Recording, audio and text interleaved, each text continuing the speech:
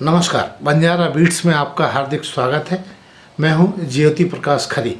आज हम आपको मिला रहे हैं एक ऐसे सीनियर सिटीजन से जो खाती बाबा निवासी हैं और रेलवे में उन्होंने लगभग 40 साल की सेवाएं दी हैं। चलिए मिलते हैं एच.एस. खरे। उनको हरिशंकर खरे के नाम से भी जाना जाता है। नमस्कार खरे साहब। नमस्कार भाई साहब। खरे साहब, जैसा कि हमने उल्लेख किया कि आप रेलवे में 40 साल आपने दिए, तो हम चाहेंगे आप हमारे दर्शकों को अपने बारे में संक्षिप्त जानकारी दीजिए परिचय के रूप में। जी, मैं छतरपुर का मध्य प्रदेश का निवासी हूँ और वहीं से मैंने बीएससी सेकेंड ईयर तक एजुकेशन ली है और उसके बाद मैं रेलवे में अपॉइंट हुआ 73 में। फिर मैं बॉम्बे चला गया जी। और हायर सेकेंडरी स्कूल के एजुकेशन के समय पे मैं एक समय ऐसा था जब पढ़ाई भी कर रहा था और जॉब भी कर रहा था। नगर पालिका में नाइट ड्यूटी थी मेरी चुंगी पर। सुबह ट्यूशन पढ़ाता था, सुबह शाम, दिन में कॉलेज करता था और उसी पीरियड में मैं ट्यूशन भी पढ़ाता था 6 बच्चों को। वो पूर्ण संघर्षपूर्ण जीवन था मेरा। तो पिताजी मेरे रिटायर्ड हो चुके थे और उनको मात्र 22 रुपये पेंशन मिलती थी उस समय। पिताजी किस विभाग में रहे और क्या नाम है उनका? पिताजी मेरे श्री कृपाशंकर स्वर्गीय हो गए हैं और आरक्षी से हेड कांस्टेबल फिर नायब थानेदार पोस्ट पर रिटायर हुए वो। माता जी का क्या शुभ नाम रहा? माता जी का मेरे श्रीमती शांति देवी नाम है। उसके बाद फिर आपकी जो जीविकोपार्जन वाली यात्रा रेलवे में कब आए आप?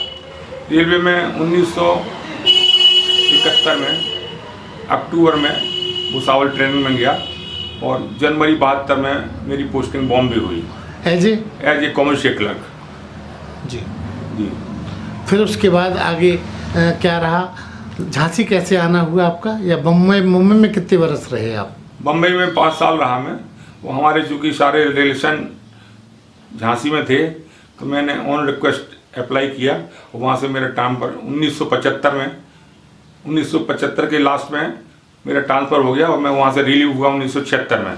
तो फिर मैं झांसी डिवीज़न में आ गया तब से। तो झांसी डिवीज़न में जब आप रिटायर हुए तो किस पद से रिटायर हुए? फिर मैं कैडर चेंज करके टिकट चेकिंग में आ गया था। टिकट चेकिंग में आने के बाद मैं चीफ टिकट इंस्पेक्टर इंक्वायरी से रिटायर्ड हुआ हूँ 2010 में। इस तरह आपने लगभग 40 साल के आसपास आपने रेलवे को सेवाएं दी। जी जी। खरे साहब, इस बीच आपका विवाह संपन्न हुआ होगा, तो आप अपनी जीवन संगिनी का भी परिचय दीजिए। जी, मेरी जीवन संगिनी श्रीमती शोभा खरे, जिनका हमारे साथ विवाह हुआ 1973 जून में और 1973 जून में शादी करने के 3 महीने बाद ही मैं अपने माता पिता का इकलौती संतान हूँ। बाकी मेरी बहनें थीं तो मैं अपनी माताजी, पिताजी और अपनी पत्नी को लेके 2 महीने बाद ही बॉम्बे चला गया। लोगों ने कहा वहाँ पे तो बहुत महंगाई है, कैसे चलेगा, माताजी पिताजी को भी आप ले जा रहे हैं। मैंने कहा जैसे भी होगा हम चलाएंगे, हमारे माताजी पिताजी यहाँ अकेले नहीं रहेंगे। तो फिर 5 साल वो हमारे साथ ही रहे वहाँ पर। एक छोटे से कमरे में हम लोग रहते थे पत्नी सहित और जॉब करते थे। उसके बाद फिर ट्रांसफ़र होके आ गए तो पिताजी माताजी को साथ ले आए। खरे साहब, आपके अपने परिवार में कौन कौन है? बच्चों का भी उल्लेख कीजिए। जी, हमारे परिवार में 4 बहनें थी तो वो तो एक्सपायर हो चुकी हैं। उनके सब बच्चे हैं, भांजे भांजी, वो आज भी हमारे साथ सहयोग करते हैं पूरा। और हमारे 3 बच्चे हैं। बड़ा बेटा हमारा IIT रुड़की से इंजीनियर है। उसके बाद क्या नाम है उनका? उसका नाम नीरज खरे है जी। उसकी शादी ग्वालियर में हुई है। ग्वालियर में सुपरिटेंडेंट इंजीनियर की लड़की है नेहा खरे, उससे उनकी शादी हुई। बेटा इस समय हमारा बिरला कंपनी में कलकत्ता में वाइस प्रेसिडेंट है। बहू MBA करके जॉब कर रही थी। जैसे ही उसके बच्चा हुआ तो उसने जॉब छोड़ दी, फिर घर की देखभाल करने लगी वो। अच्छा, सेकंड नंबर पे? सेकंड नंबर का बेटा मेरा TCS कंपनी में सॉफ्टवेयर इंजीनियर है। उसने BTech और MBA किया है। उसके बाद वो फिर विदेश चला गया। पहले बेल्जियम गया था 5 साल, फिर वापस आके दोबारा फिर लंदन चला गया, इस समय लंदन में है। उसके 2 बच्चे हैं, एक बेटी है 12 साल की, एक 3 साल की उसकी बेटी है, दूसरी 2 बेटियां हैं। बहू का क्या नाम बहू है? भी MBA करके जॉब कर रही थी। उसके भी बच्चा, जब पहला बच्चा हुआ तो उसने भी जॉब छोड़ दी दिल्ली में। बेटे का क्या नाम है? बेटे का नाम पंकज खरे। जी। अब तीसरी बारी आती है बेटी की। जी आपकी जो बेटी है उसका नाम और उसके बारे में भी बताइए हमारे जी, दर्शकों को। मेरी बेटी स्मृति श्रीवास्तव, जिसकी शादी दोनों बच्चों के बाद की है मैंने। और नोएडा में मेरे दामाद सीनियर पोस्ट पर सीनियर मैनेजर हैं एसेंशियल कंपनी में, और नोएडा में ही रहते हैं। उनके एक बेटा है और एक बेटी है। इसके बाद फिर आपके अपने जैसा कि मुझे पता है, अच्छा खरे साहब आपके और शौक क्या क्या हैं? ये तो आपका शौक, हमारे शौक सबसे टॉप प्रायोरिटी तो साहब हमारी लोगों के बीच में उठना बैठना, हंसना मिलना और एक दूसरे के साथ पूरा सहयोग करना, जिस तरह का भी सहयोग हो सके वो करना, ये हमारा पहला शौक है। और इसके लिए मैंने रिटायरमेंट के बाद एक एसोसिएशन भी बनाई है, जो रिटायर्ड टिकट चेकिंग स्टाफ की एसोसिएशन है। उसमें सारे CTI मेंबर हैं, करीब लगभग 100 लोग, और उसके हम वाइस जनरल सेक्रेटरी हैं। तो हर महीने मीटिंग होती है, हम उनके साथ मिलजुल के बड़े खुश रहते हैं, एक दूसरे का सहयोग करते हैं। किसी भी तरह की किसी को प्रॉब्लम हो तो उसमें हम लोग सहयोग करते हैं। दूसरा शौक मेरा घूमने का है, टूरिज्म में मेरा बहुत शौक है, हॉबी है। और सबसे बड़ी खास बात यह है कि मेरी धर्म पत्नी जो है वो भी उसमें पूरा सहयोग करती हैं और बहुत ही घूमने की शौकीन है।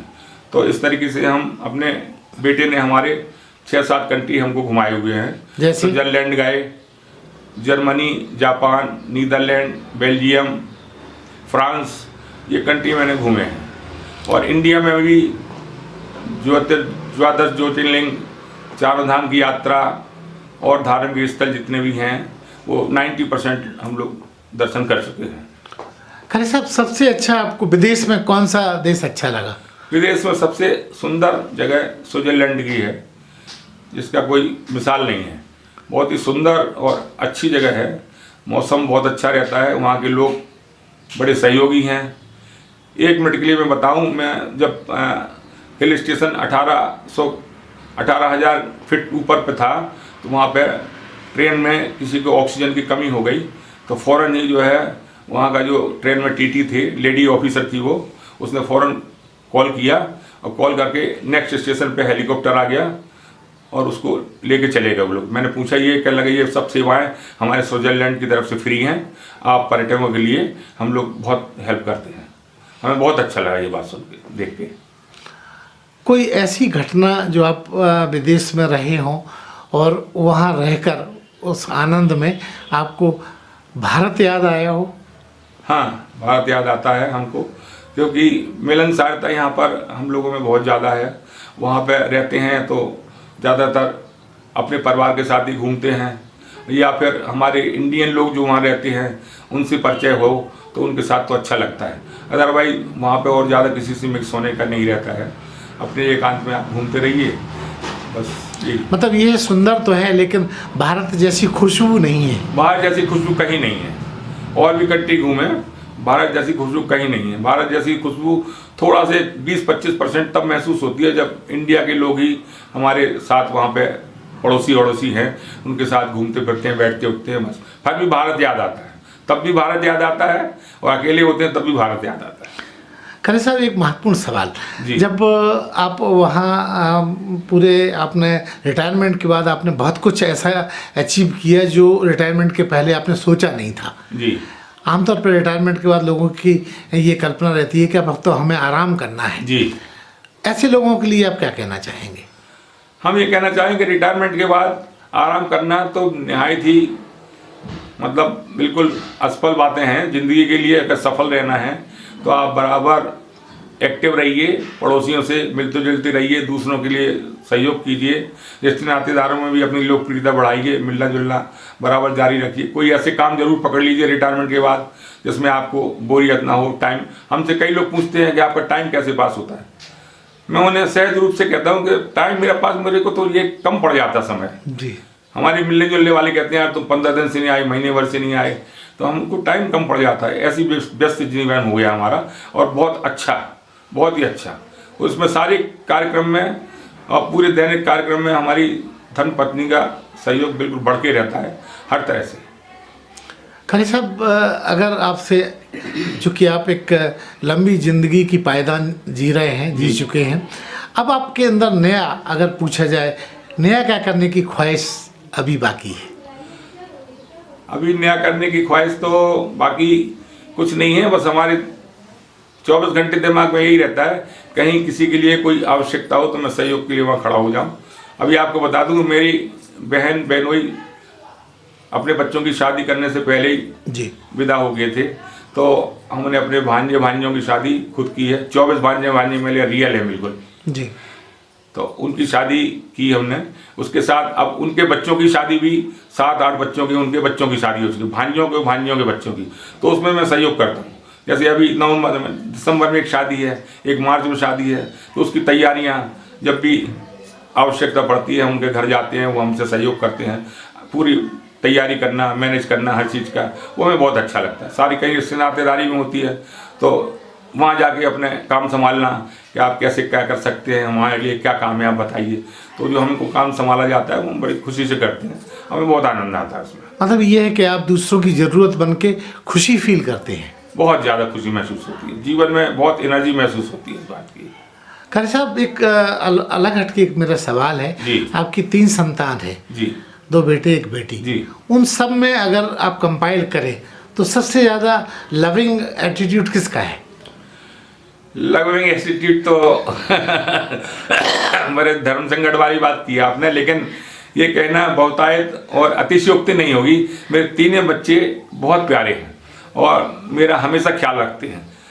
कभी भी हम उनके साथ जाते हैं घूमने फिरने के लिए तो उतावले रहते हैं कि पापा के लिए हम क्या कर दें, कितनी सुविधा उपलब्ध कराएं, कितनी खुशी दे दें। यानी कोविड काल में मैं घर बैठे सारी चीज़ें उपलब्ध कराते थे, ऑनलाइन अमेजन से सारी चीज़ें मेरे घर आती थी, मेरे कहीं कहीं जाने की ज़रूरत नहीं पड़ी। सारे बच्चे विदेश जाते हैं तो सब टिकट बुक कराते हैं, पूरा घूमने फिरने की व्यवस्था करते हैं। सारे बच्चे बहुत लवंग हैं, बेटी भी हमारी बहुत लवंग है। मैं बस बेटियों के यहाँ, पहले ज़माने में ज़्यादा जाते नहीं थे लोग, तो अब हम रुकते तो 15 दिन ही हैं, कभी 1 हफ्ता कभी 15 दिन। बच्चियों के 3 माह रुक जाते हैं, लेकिन बच्चे भी हमारी बहुत ख्याल रखती है, बहुत सुंदर। खरे साहब, जहाँ इतना सब कुछ आनंदमयी आपके पल हैं, तो कभी आपको ऐसी भी कोई स्थिति आई कि जब आपको बहुत पीड़ा महसूस हुई हो या कोई ऐसा टर्निंग पॉइंट रहा हो जीवन का, आपके कुछ याद आता हो? हाँ, एक टर्निंग पॉइंट जीवन का हमारा था, बहुत अभी नज़दीकी निकल गया है। कोविड टाइम पे हमारे पैर में फ्रैक्चर हुआ और कोविड टाइम में फ्रैक्चर होने से मल्टीपल फ्रैक्चर था, तो उसका ऑपरेशन होना था। हॉस्पिटल में मेरे को एडमिट किया गया 10 दिन के लिए। तो जैसे ही हमारे साले साहब ने खबर की तो मेरा बेटा फर्स्ट फ्लाइट पकड़ के कलकत्ता से आ गया। तो उस पीरियड में मैं ये देख रहा था कि कैसे इस समस्या से निजात पाऊँ। लोग दूर दूर थे, डरे हुए थे और सहयोग नहीं कर पा रहे थे, मजबूरी थी उनकी। तो ऐसी स्थिति में मैं समझ रहा था कि कैसे क्या होगा, लेकिन नहीं, कुछ खास लोग हैं हमारे जिन्होंने हमारी बराबर मदद की। अपना ये भी नहीं देखा कि हम कैसे अपना, हमारे साथ ना कोई बीमारी हो जाए। कुल मिला के क्रिटिसाइज, मतलब हमारी ज़िंदगी में ऐसा विशेष कुछ नहीं आया जिसमें हमें ये लगे कि हम क्या करें। भगवान को हम बराबर हमेशा याद करते हैं, वो हमारी सहायता करते हैं। सबसे पहले तो खरी साहब को बहुत बहुत धन्यवाद कि वो हमें अपने जीवन में कुछ समझते हैं, हमारी कुछ उपयोगिता मानते हैं। शायद इसके लिए हम बहुत सौभाग्यशाली होंगे। हाँ, लेकिन एक बात कहना चाहेंगे कि पति के साथ चलने के लिए, पति क्या, परिवार हो, पति हो, समाज हो, किसी भी रिश्ते को निभाने के लिए सबसे पहले शायद समर्पण की ज़रूरत होती है। जब हम अपना समर्पण नहीं करते, किसी को अपना नहीं मानते, तब तक उसके बन नहीं सकते, और जब बन नहीं सकते तो निभाना मुश्किल है। जब हम अपना मान के चलते हैं ना, तो सारी असुविधाएँ सुविधाओं में बदल जाती हैं और धीरे धीरे सारे काम अपने आप होते चले जाते हैं। जब हम शादी होकर घर आए थे तो हमें लोगों ने बहुत डराया, अरे इतने सारे भांजे भांजी हैं, कैसे तुम निभाओ। बड़ा परिवार था, बहुत बड़ा बहुत डराया लोगों ने, कैसे तुम निभाओगी। तो हमें अपने पिताजी की एक बात बहुत पुरानी सी याद आती है। बोले ऐसे घर में शादी करेंगे जहाँ से लड़का अगर 2 रोटी कमा के लाएगा ना, तो टुकड़ा टुकड़ा करके सब लोग खा लेंगे, सबका काम चलेगा। और शायद उसी बात को पूरा करते हुए सुभाष जी, जैसा कि हमें पता चला है बातचीत के दौरान खरे साहब ने भी बताया था कि आप लोग टूरिज्म में बहुत रुचि रखते हैं, तो टूरिज्म में किस तरह का कोलैबोरेशन रहता है, क्योंकि कई जगह जोड़ियाँ जो है डिसबैलेंसिंग होती हैं। हाँ, नहीं, हमारी जोड़ी भगवान की दया से बहुत अच्छी है, जितनी चाहिए थी उससे ज़्यादा कहीं अच्छी है। कहाँ घूम के आई हैं आप? हम बहुत जगह घुमाए, हमारे बेटों ने बहुत ही अच्छे से घुमाया है। विदेश का पूरा टूर कराया है, Switzerland, Germany, France, Netherland, Belgium, बहुत सारे, पेरिस, बहुत सारी जगह पर घुमाया है। और भगवान ऐसे बच्चे सबको दे। कभी कल्पना की थी आपने इतना से गए आपको घूमने को मिलेगा? नहीं, हमने कभी कल्पना नहीं की थी। कल्पना के नाम पे एक बहुत छोटी सी बात बताते हैं। हमारे मकान में एक छोटा सा गेट लगा था, तो किसी ने बोला कि जब आप कार लेंगी तो ये गेट तोड़वाना पड़ेगा आपको। तो हमने बोला साइकिलों की ज़रूरत पूरी नहीं हो रही, कार के हम सपने कहाँ से देखेंगे, हमारे पास कार कहाँ से आएगी। लेकिन ऊपर वाले ने कुछ ऐसी लाज रखी है कि हमारे बेटों ने बहुत घुमाया। स्विट्जरलैंड बहुत अच्छा लगा। विदेश में तो टेक्निक की तो बात ही क्या कहना है, बहुत अच्छी टेक्निक है सभी चीज़ें। पर विदेश की जहाँ बहुत अच्छी टेक्निक है, वहाँ एक माइनस पॉइंट भी हमें समझ में कुछ आता है कि वहाँ मेडिकल की सुविधा इतनी जल्दी नहीं है। हमारे यहाँ तो रात में 2 बजे भी किसी हॉस्पिटल में चले जाओ तो कोई ना कोई नर्सिंग होम में कोई ना कोई इमरजेंसी डॉक्टर मिल जाएगा और ट्रीटमेंट मिल जाएगा। अगर किसी के हाथ में चोट लगी है, सर में चोट लगी है तो फ़ौरन ट्रीटमेंट मिल जाएगा। विदेशों में ऐसी सुविधा नहीं है। वहाँ तो अगर आपके दांत में भी दर्द है तो कम से कम 5 दिन 10 दिन बाद का अपॉइंटमेंट मिलेगा आपको। तब तक आप इंडियन दवाई खा के काम तब तक आप दर्द महसूस करते रहो। हाँ, ये तो बड़ा गड़बड़ है। हाँ, तो ये तो हमें बड़ा गड़बड़ पॉइंट दिखाई देता है। हो सुभाष सकता है जी, कि हमारी समझ में कुछ कमी हो। जी, ये भी हो सुभाष जी, एक महत्वपूर्ण सवाल।